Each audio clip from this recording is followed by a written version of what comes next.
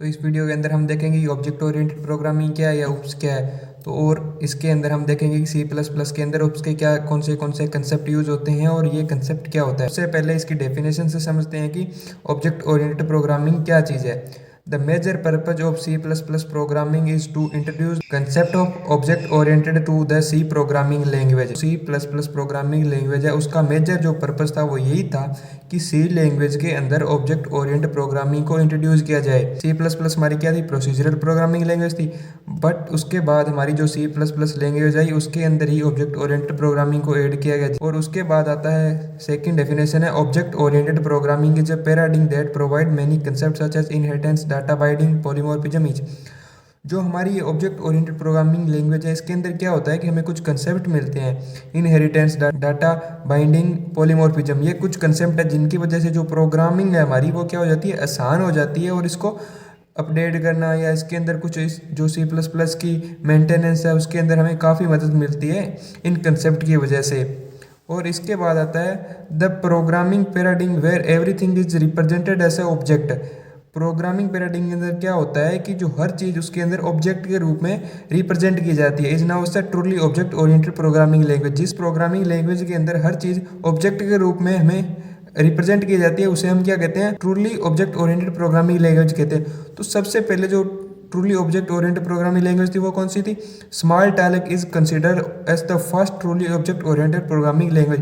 जो ये स्मॉलटैलिक programming language थी ये सबसे पहले और सबसे first truly object oriented programming language थी। और इसके बाद हम देख लेते हैं कि ऑब्जेक्ट ओरिएंटेड प्रोग्रामिंग सिस्टम क्या है। तो सबसे पहले ऑब्जेक्ट क्या होता है, object mean real world entity such as pen, chair, table each. Object का मीनिंग है कि जैसे हमारे पास ये पेन है या चेयर, टेबल जो भी होते हैं इनको हम क्या कहते हैं, ऑब्जेक्ट कहते हैं, जो कि एक रियल वर्ल्ड एंटिटी होते हैं। इसके बाद हम देख लेते हैं कि ऑब्जेक्ट ओरिएंटेड प्रोग्रामिंग सिस्टम क्या है। Object oriented programming is a methodology or paradigm to design a program using class and object. It simplifies the software development and maintenance by providing some concept। जो हमारी object oriented system होता है ये क्या करता है, इसके अंदर क्या होता है कि जब हम क्लास और ऑब्जेक्ट का यूज़ करते हैं तो हमारा जो प्रोग्राम है, जो सॉफ्टवेयर डेवलपमेंट का सिस्टम, जो सॉफ्टवेयर डेवलपमेंट या मेंटेनेंस है इसका क्या हो जाता है, आसान हो जाता है और सिंपल हो जाता है, जिसकी वजह से हम ऑब्जेक्ट ओरिएंटेड प्रोग्रामिंग के कुछ कंसेप्ट को यूज़ करते हैं। तो C++ के अंदर किन किन कंसेप्ट को यूज़ किया गया है, जैसे कि object, class, inheritance, polymorphism, abstraction, encapsulation. तो ये कुछ मेजर जो कंसेप्ट है इनको C++ प्रोग्रामिंग के अंदर यूज़ किया गया है ताकि जो सॉफ्टवेयर डेवलपमेंट या इसका मेंटेनेंस है उसको सिंपल बनाया जा सके। अब हम इनको ब्रीफ के अंदर जानेंगे कि इनका क्या मीनिंग है। तो चलो स्टार्ट करते। तो सबसे पहले हम क्लास को समझते हैं कि क्लास क्या होती है।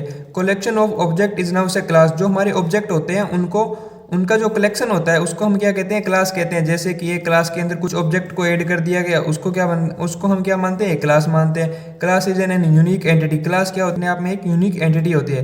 Class is like a template और ब्लूप्रिंट। जो हमारी क्लास है वो एक टेम्पलेट होती है और ब्लूप्रिंट होती है। इसको हम इसके सिंटैक्स से समझेंगे। पहले डेफिनेशन देख लेते हैं।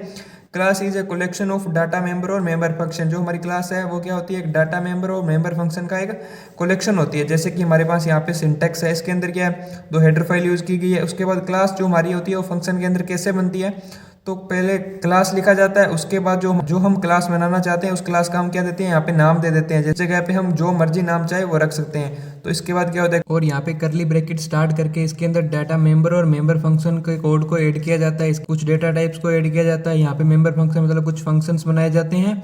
उसके बाद करली ब्रैकेट लगा के क्लास को क्लोज कर दिया जाता है। और इसके बाद आता है हमारा object, an entity that has state और बिहेवियर। नाउ से ऑब्जेक्ट फॉर एग्जांपल। ऑब्जेक्ट को हम पहले देख चुके हैं क्या होता है, इसके अंदर क्या होता है, जिसका स्टेट या बिहेवियर हो उसे हम ऑब्जेक्ट कहते हैं। जैसे chair, pen, table, each. Object declare in main method. जो ऑब्जेक्ट होता है वो मेन मेथड के अंदर डिक्लेयर किया जाता है। जैसे कि हमारे पास यहाँ पे क्या बनाया गया था, क्लास बनाया गया था।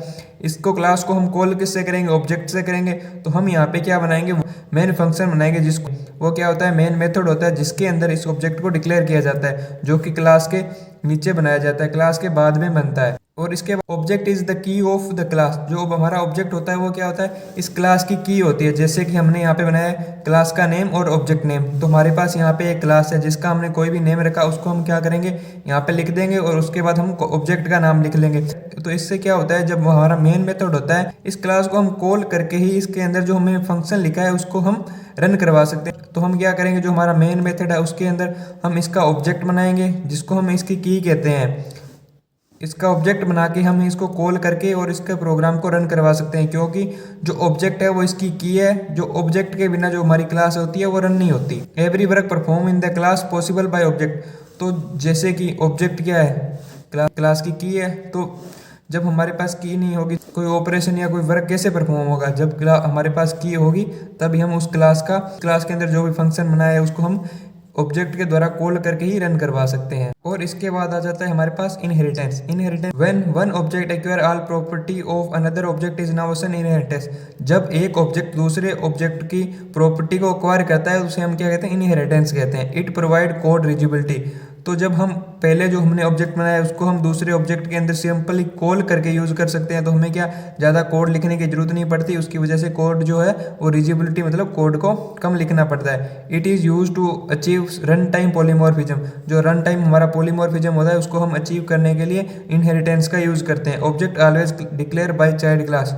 जो ऑब्जेक्ट होता है, जिसको हमने पीछे देखा है कि ऑब्जेक्ट क्या होता है, तो जो ऑब्जेक्ट होता है उसको चाइल्ड क्लास के जो चाइल्ड क्लास का नाम है उससे डिक्लेयर किया जाता है। जैसे कि हमने वो वहाँ पे एक क्लास को देखा था, लेकिन हम यहाँ पे क्या करते हैं, इनहेरिटेंस में काफ़ी सारी क्लासेस बनाते हैं। जो लास्ट क्लास होती है, जो चाइल्ड क्लास होती है, उसके ऊपर जैसे कि यहाँ पे हमारे पास ये कौन सी क्लास है, पेरेंट क्लास का। इसके नीचे जो चाइल्ड क्लास है, इस चाइल्ड क्लास का ही हमेशा ऑब्जेक्ट बनता है, क्योंकि इनहेरिटेंस के अंदर जो चाइल्ड क्लास है वो पेरेंट क्लास की प्रॉपर्टी को एक्वायर करता है। और इसके बाद ऑल डेटा मेंबर और member function of parent class access in child class. जो भी हमारे पेरेंट क्लास के पास डाटा मेंबर या फंक्शन जो भी बने हुए हैं इसके अंदर, वो हम क्या कर सकते हैं, जो हमारी चाइल्ड क्लास है उसके अंदर उनको एक्सेस कर सकते हैं और उनका यूज़ कर सकते हैं। उसके बाद है बट ऑल डेटा मेंबर और member function of child class not access in parent class. But इस इनहेरिटेंस के अंदर क्या होता है, जो चाइल्ड क्लास है उसकी कोई भी प्रॉपर्टी हम पेरेंट क्लास के अंदर एक्वायर नहीं कर सकते। और उसके बाद आ जाता है इनहेरिटेंस के जो टाइप्स हैं। इसके काफ़ी टाइप्स हैं, तो हम देख लेते हैं। इसके अंदर सबसे पहला टाइप है सिंगल लेवल इनहेरिटेंस। इसके अंदर क्या होता है, एक पेरेंट क्लास होती है और एक चाइल्ड क्लास होती है। और इसके बाद है मल्टी लेवल इनहेरिटेंस। इसके अंदर क्या होता है, दो पेरेंट क्लास और एक चाइल्ड क्लास होती है। जैसे कि हमारे पास एग्जाम्पल ए पेरेंट क्लास है, बी भी पेरेंट क्लास है और सी क्या है, एक चाइल्ड क्लास है जिसके क्या है, दो पेरेंट्स है। इसके बाद हमारे पास टाइप है मल्टीपल इनहेरिटेंस। इसके अंदर क्या होता है, दो पेरेंट्स होते हैं और उनकी एक चाइल्ड क्लास होती है। और इसके बाद है ट्री, जिसको हम हिरारिकल इनहेरिटेंस भी कहते हैं।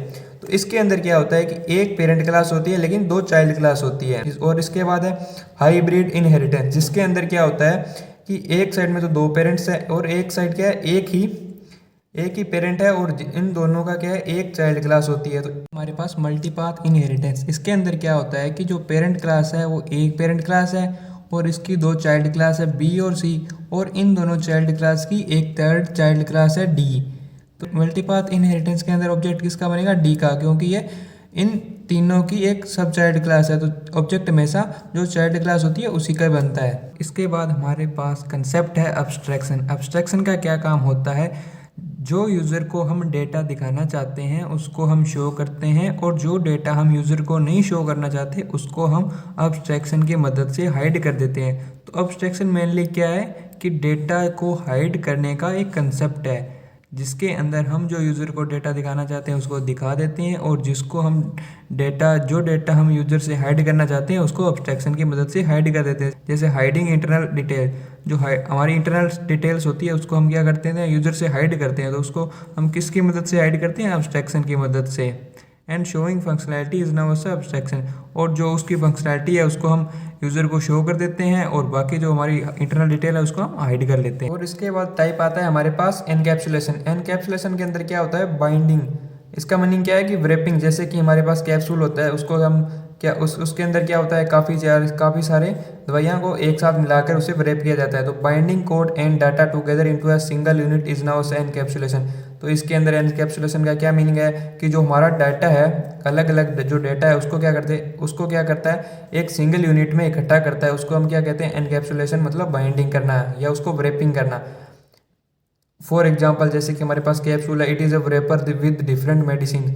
एक कैप्सूल के अंदर क्या होता है, काफ़ी सारी मेडिसिन को क्या होता है उसके अंदर समेटा होता है। और इसके बाद encapsulation is typically understand as the grouping of related piece of information and data into a single entity.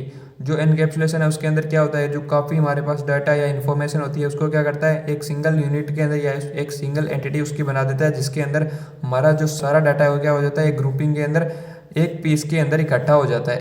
तो उसके बाद आता है हमारा पॉलीमॉर्फिज्म। पॉलीमॉर्फिज्म का क्या मीनिंग है कि जब हम एक चीज़ को कई तरीकों से या कई डिफरेंट वे के अंदर प्रेजेंट करते हैं या उसको कुछ अलग अलग तरीकों के अंदर उसे दर्शाते हैं, तो उसको क्या कहते हैं, हम पॉलीमॉर्फिज्म कहते हैं। फॉर एग्जांपल हम एक कस्टमर को कई तरीकों से कन्वेंस कर सकते हैं, जैसे कुछ ड्राव करके, ड्राव के अंदर हम क्या करेंगे, शेप बनाएंगे या रेक्टेंगल बना के उसको कन्वेंस करेंगे। तो जैसे कि एक टास्क को कई तरीकों से परफॉर्म किया जाता है उसको हम पॉलीमॉर्फिज्म कहते हैं, कि हम एक प्रोग्राम को कई तरीकों से डिफरेंट वे के अंदर उसको रिप्रेजेंट कर सकते हैं, उसको पॉलीमॉर्फिज्म कहते हैं। In C++ we use function overloading और function overriding to achieve polymorphism.